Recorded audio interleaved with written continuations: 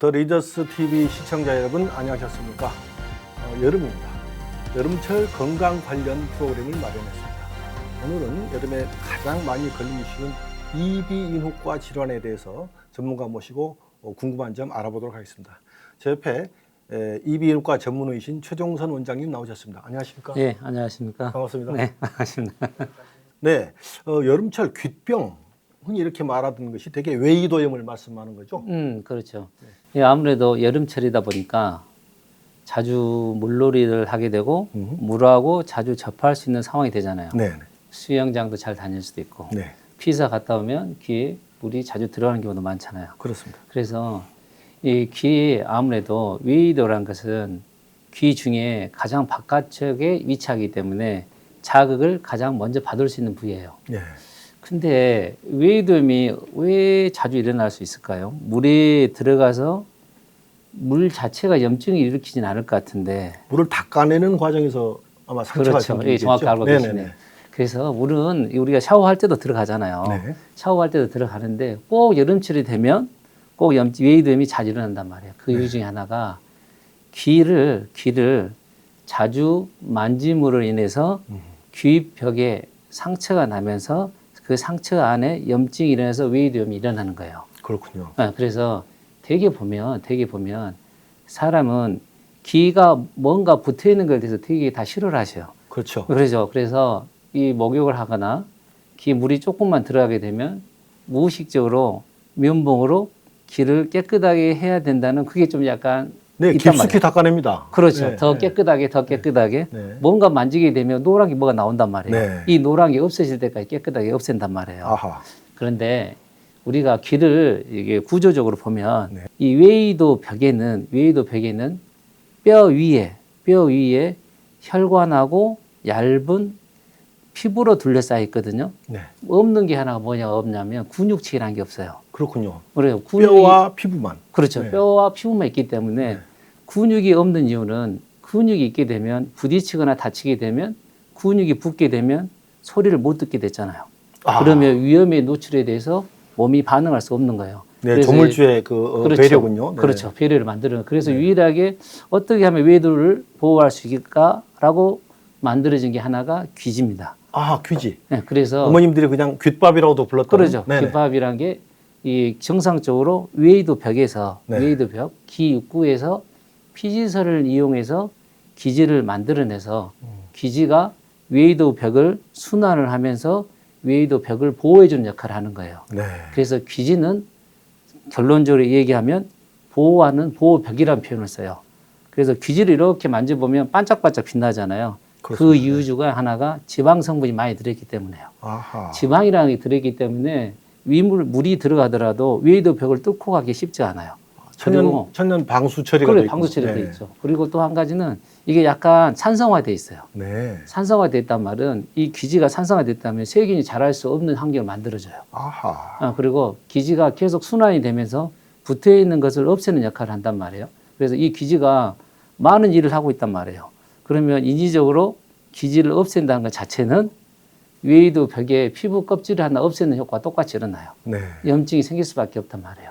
그래서 특히나 어렸을 때 외이도 벽을 자주 만지는 습관을 갖고 있는 애들은 커도 똑같은 현상을 일으켜요. 네. 그래서 귀는 귀지를 보호하는데 신경을 써야 돼요. 그래서 실제로 외이도염은 만지지만 안 하기만 해도 저절로 회복돼요. 아하. 귀지를 꼭 없애야 될 경우가 있어요. 그렇죠. 뭐 먼지가 많은 환경에서 잔뜩 쌓였다 할지 그럴 그렇죠, 때는 뭐 그렇죠. 곤란하겠죠. 예. 그렇죠. 그래서 귀지를 없애는 경우는 첫 번째는 우리가 이 애들 같은 경우는 고막을 봐야 되잖아요. 네.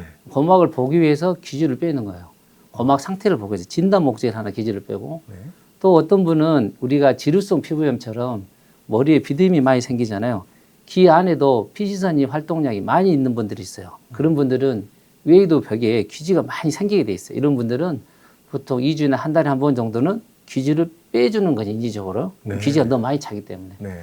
그리고 세 번째는 우리가 신생아들이 태어날 때 우리 되게 보면 코나 입 안에 있는 것도 이물질을 제거시켜 주잖아요. 네. 근데 귀는 제거를 안 하잖아요. 그렇습니까? 근데 실제로 네. 귀 안으로도 이런 태어날 때 양수 같은 게 좀 들어가요. 네. 들어가게 되면 어떤 현상이 일어나냐면 귀 안에 분비물이 고이거든요. 네. 그러면 애들이 태어난 애들이 되게 귀를 막 이렇게 만진 애들이 있어요. 네. 그런 애들은 귀에 습기가 차면서 약간 진균성, 이 습기 때문에 곰팡이 약간 올라와요. 네. 그러면서 애들이 계속 잠을 못 자고 귀를 만진 애들이 있단 말이에요. 그런 경우는 혹시 귀 안에 분비물이 들어간 게 2차적으로 진균성, 곰팡이 올라온 경우가 많아요. 그래서 그게 태어나고 난 다음에는 한 번 정도는 이비인후과에 가서 귀 안에 특히나 분비물이 많이 드는 이해로 많거든요. 네. 이거를 한 번 정도는 청소를 해줘야 돼요. 그러면 애들이 이해로 또 잘 잔단 말이에요. 그래서 귀지가 없애야 할 경우도 있지만 네. 대부분 경우는 귀지가 귀를 보호하는 역할을 하고 있거든요. 알겠습니다. 그래서 귀만 안 만져도 네. 외이되면 정상적으로 회복돼서 힘이 있는 거예요. 아이고. 근데 많이 이제 이게 웨이도염이 발전한달지 그럴 경우에 중이염이라는 우리가 많이 그렇죠. 듣던 질병이 또 있죠. 그렇죠. 그래 우리가 이 귀를 분류를 할 때 네. 귀 바깥쪽을 웨이도를 하고 가운데를 중이라 하거든요. 네. 속 안쪽 귀를 네이라고 표현을 해요. 네. 그래서 웨이도하고 네이를 중간에 연결시키는 막이 중이라 그래요. 중이를 구분하는 게 고막이에요. 그렇군요. 그래서 웨이도 기능 중 하나가 고막을 보호하는 역할을 해요. 그래서 웨이도염이 심해지면 고막에 염증이 일으킬 수가 있거든요. 네. 그래서 고막 쪽에 염증이 일으킨 것을 고막염이라 하고요. 고막 안쪽에 염증이 일으키는 것을 중이염이라 그래요. 네. 이 중이염이 오래되다 보면 고막이 얇아져요.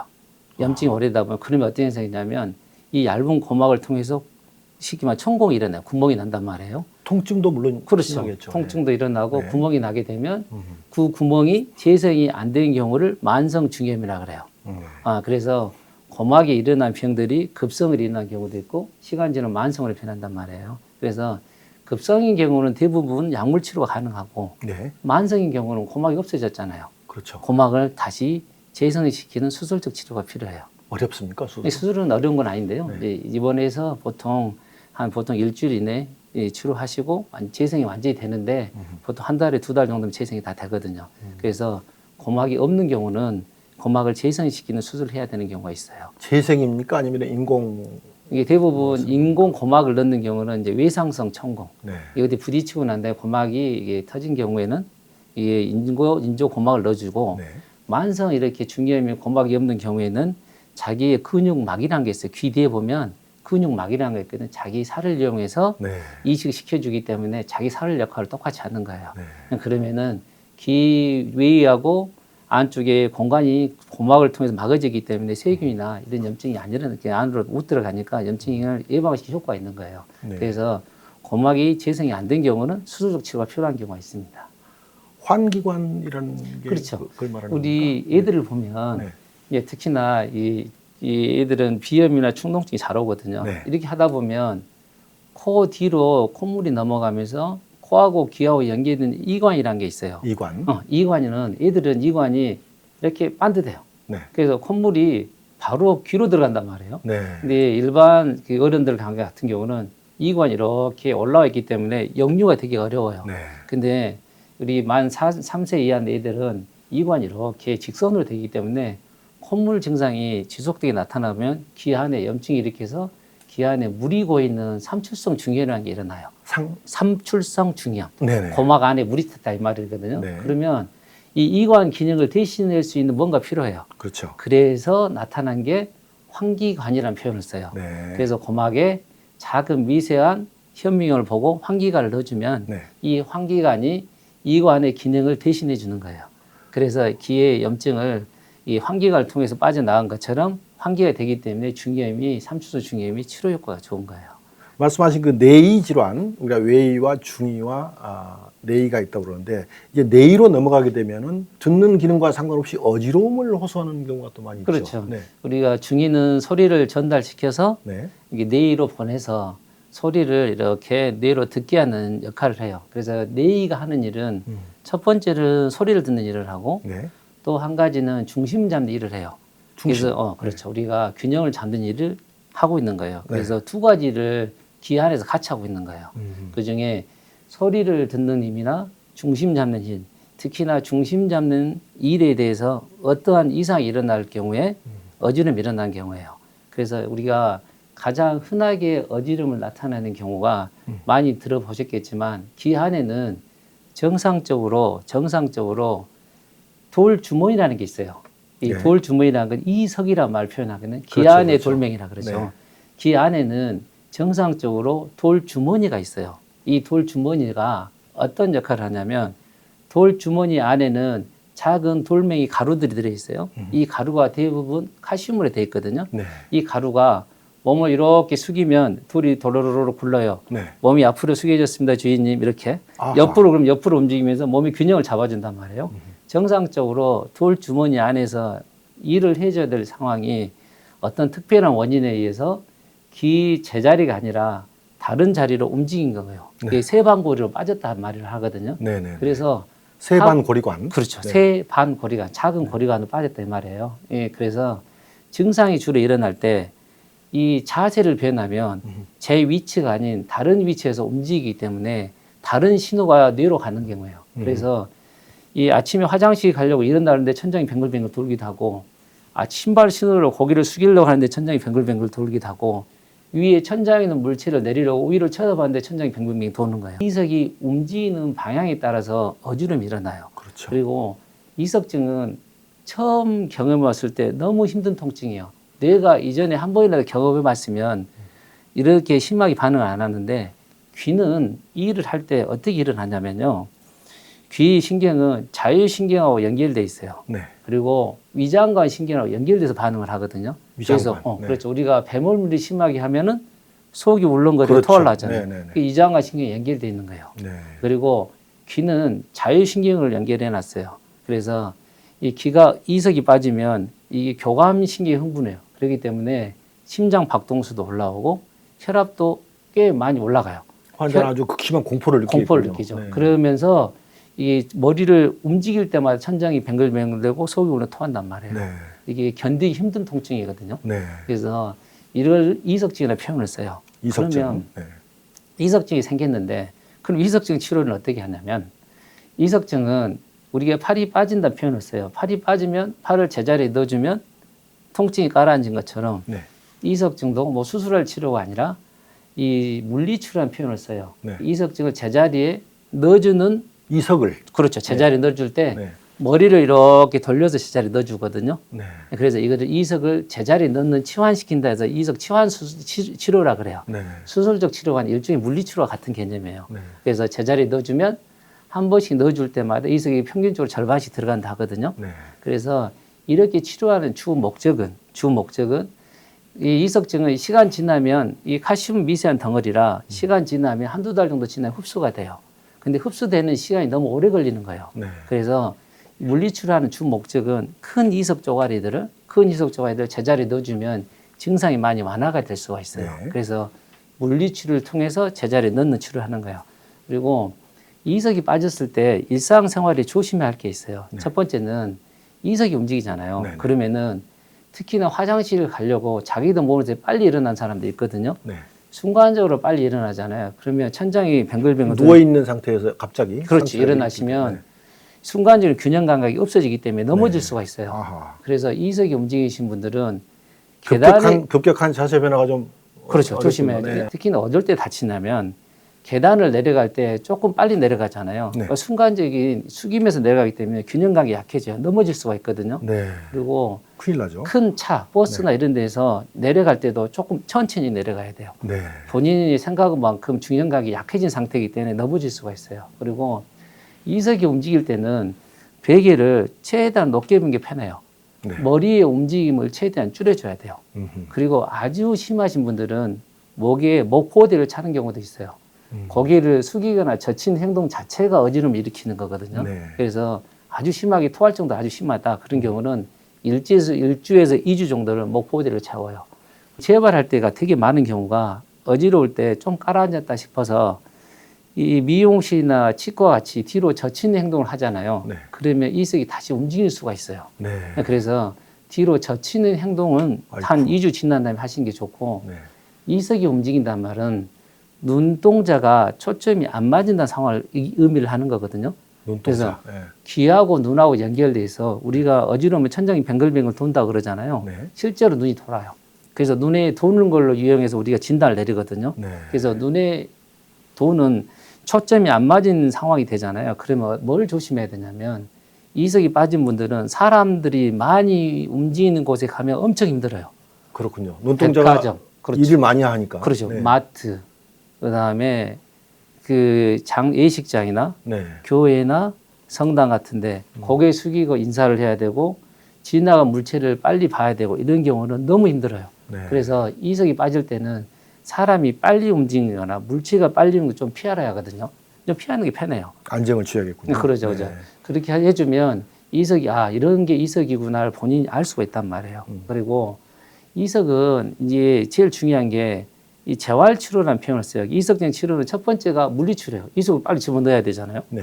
두 번째는 이게 우리가 팔이 빠진 팔을 집어넣다 하더라도 팔이 얼절한 느낌이 있잖아요. 네. 이 재활치료를 해야 돼요. 세 번째 약물치료를 하거든요.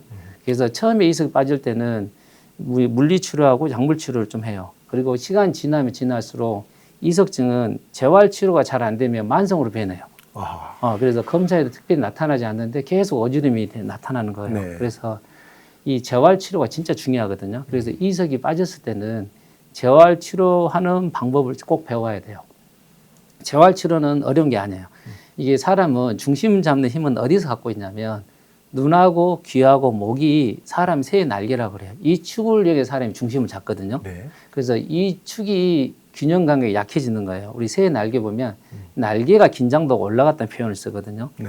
이 실제로 날 수는 있어도 이 정확하게 못 날면 비틀거린단 말이에요. 그래서 눈하고 귀하고 축을 풀어주는 운동이 재활치료예요. 그래서 눈동자에 초점이 지금 잘 안 맞은 상태거든요. 그래서 눈동자에 초점이 안 맞은 상태에서 그대로 놔두자면 어떤 현상이 있냐면 초점이 안 맞으니까 몸을 안 움직이려는 경향이 강해요. 네. 그래서 목에 힘을 꽉 주거든요. 이렇게 주면 두통도 같이 온단 말이에요. 그래서 처음에는 심하게 어지러울 때 몸을 안 움직이는 게 낫지만 목을 조금 어지르면 깔아앉히잖아요. 그러면 반대로 빨리 풀어줘야 돼요. 그래서 가장 간단하게 하는 운동 중에 하나가 우리가 도리도리 운동을 하라 하거든요. 네, 도리도리. 그렇죠. 네. 눈에 초점을 손끝에 맞추고요. 네. 손끝을 맞추고 이 좌우로 움직여 손끝을 놓치지 말고 항상 중요한 것은 마지막에 멈춰 주셔야 돼요. 이 멈추는 역할. 이 멈추는 역할이 왜 중요하냐면 초점을 이석이 움직이면 초점이 흔들거려요. 그 다음에 눈을 감고 하셔야 돼요.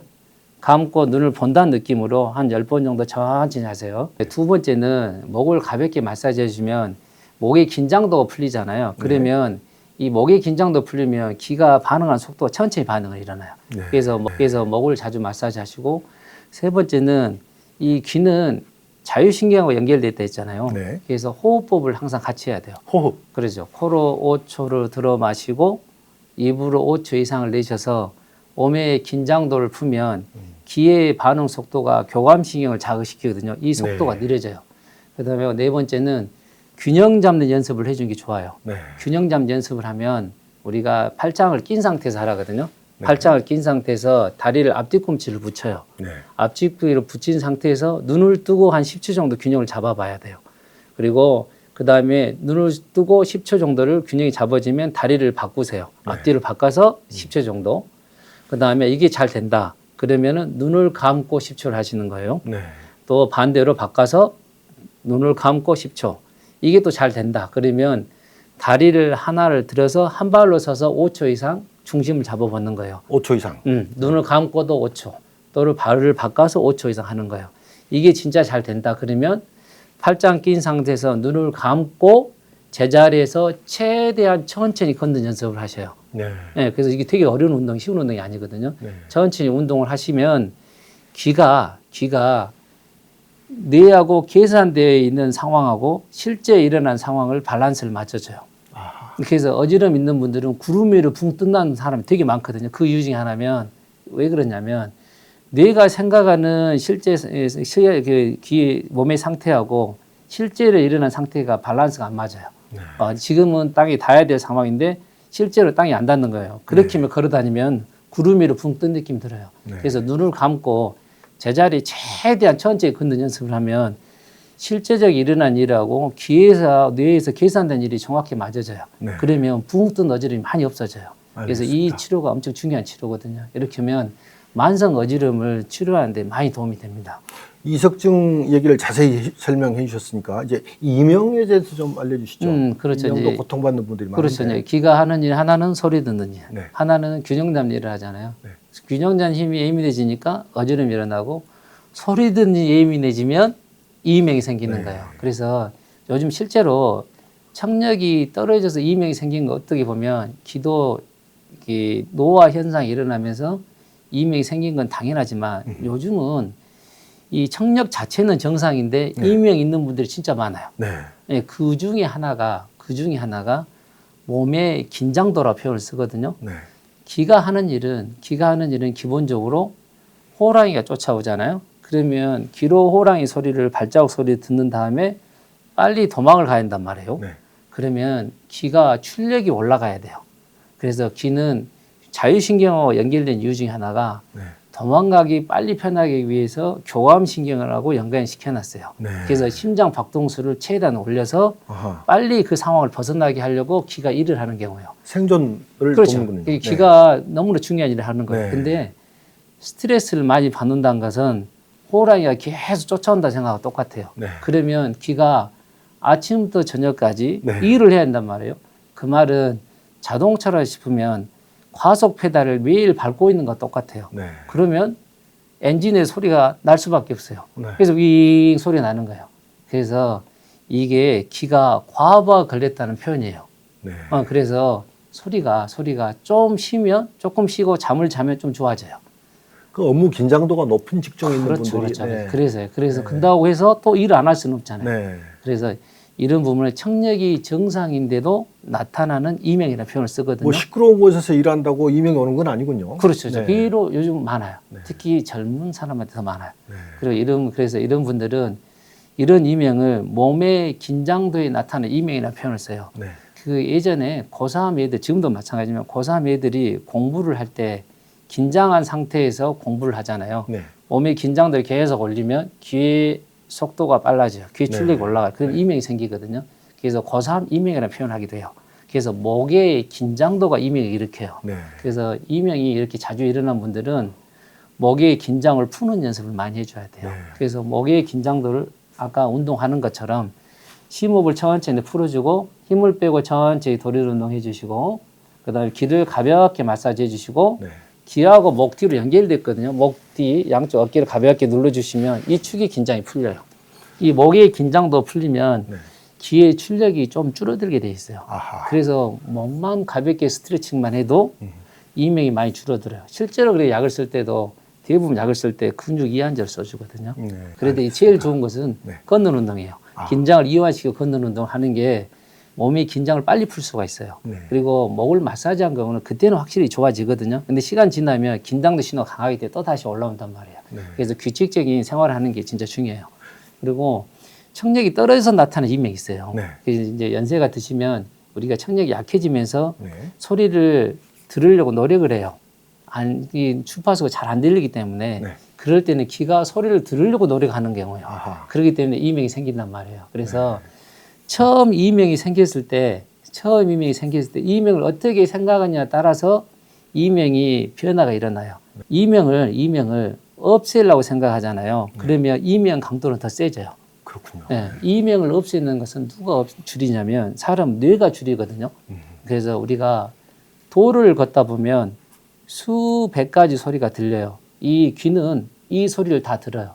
듣긴 듣는데 무슨 소리인지 뇌 기억을 안 난 이유는 뇌가 필요 없는 정보를 인식을 못하게 하는 기능을 갖고 있어요. 네. 이거 필터 기능이라 하거든요. 네. 그래서 그렇지만 자기 이름을 아무리 시끄러워도 부르잖아요. 그러면 얼른 돌아봐요. 중요한 정보는 뇌는 확대시키는 기능을 갖고 있어요. 그래서 뇌의 기능은 정보를 증폭시키는 기능을 갖고 있고 반대로 필요 없는 정보를 필터시키는 기능을 두 가지 기능을 갖고 있어요. 네. 그래서 이전에 없던 소리가 갑자기 들리게 되면 뇌는 예민해져요. 네. 그래서 이 소리 때문에 나중에 귀가 안 들릴 것 같은 두려움이 있단 말이에요. 그래서 안 보이는 게 갑자기 보이는 거 똑같아요. 그래서 이명은 처음에 생각할 때, 귀가 예민해서 나타나는 소리구나 라고 생각하시고 귀를 이명을 없애려고 계속 신경을 쓰면 쓸수록 뇌가 더 예민해져. 아, 뇌는 이거 중요한 정보라 생각한단 말이에요. 그러면 그 소리를 증폭시켜요. 반대로. 그러면 아, 귀가 예민해서 나는 소리구나 이렇게 무시를 하고 다른 곳에다 집중하잖아요. 그러면 뇌가 생각하기에는 아, 이 정보가 중요한 정보가 아니구나라고 생각한단 말이에요. 자기 주한 일을 하다 보면 또 잊어먹고 다른 데 집중하다 보면 잊어먹고 하다 보면 뇌가 생각하기엔 아, 이 중요한 정보가 1순위, 2순위, 3순위 아니구나. 그래서 내려가면서 어느 순간에 이명이 있긴 있는데 일상생활이 불편한 정도는 아니구나. 이렇게 되면 이명이 적응됐단 말을 표현을 써요. 알겠습니다. 이명을 방치했을 경우에 난청이 되거나 뭐 심지어는 치매로까지 발전한다는 얘기도 있습니다. 그렇죠. 그 이명 자체로는 난청을 일으키지 않아요. 근데 이명의 난청을 일으키는 질환이 따로 있어요. 그래서 이명이 있는 것과 동시에 어지럼이 일어나는 분들이 있어요. 그런 분들은 귀에 압력이 올라가는 병이라 그래요. 그걸 메니에르 병이라 하거든요. 메니에르 병. 메니에르 병이 생기면 귀에 압력이 올라갈 때마다 이 달팽이 압력이 올라가기 때문에 달팽이 압력이 안에 들어있는 이 청각 세포가 이 쉽게 말하면 짜그러진단 말이에요. 달팽이관 내의 세포가. 그렇죠. 세포가 그 압력 때문에 이게 눌려진 효과가 일어나요. 눌려지게 되면 그 눌려진 효과에 의해서 혈액순환이 안 돼요. 그러면 청력이 약해지거든요. 이런 경우는 이명하고 난청이 이명 때문에 난청도 마찬가지로 지속될 수가 있고 시간 지나면 나빠질 수가 있어요. 그렇기 때문에 이런 경우는 귀 압력을 조절하는 것을 하셔야 돼요. 특히나 이 소음성 난청이 있는 분들 있죠. 이 소음성 난청이 있는 분들은 이 되게 본인이 보면 일상생활 습관에 뭔가가 있어요. 그게 되게 소음을 접하는 뭔가가 있거든요. 근데 이게 너무 오래되다 보니까 자기 일상생활 습관이 귀를 안 좋게 하는지를 몰라요. 어떻게 보면 직업에 의해서 나타나는 병일 수도 있어요. 그래서 내가 어떤 소음의 환경에 노출된 걸 좀 알아야 돼요. 그래서 이런 분들은 소음에 대해서 조심하셔야 되고 특히나 연세가 드시면 이 고주파수가 시간 지나면서 약해져요. 그래서 이건 노인성 난청이라는 표현을 쓰거든요. 노인성 난청이 되면 어떤 현상이 일어나냐면 이런 분들은 대부분 보면 이제 공원이나 이제 운동하러 다니신단 말이에요. 운동하거나 헬스장에 다니게 되면 자기도 모르는 사이에 이어폰을 오래 끼게 돼 있어요. 이 시간 지남과 동시에 난청이 더 지속된과 동시에 이명이 더 심해져요. 그 운동하실 때는 이어폰을 특히나 연세 드신 분은 절대 끼는 게 안 좋아요. 알겠습니다. 오늘 이어폰 이야기까지를 끝으로 여름철 걸리기 쉬운 외이도염에서부터 귀 건강에 관한 다양한 얘기를 들려주셨습니다. 최 원장님 감사합니다. 네, 감사합니다.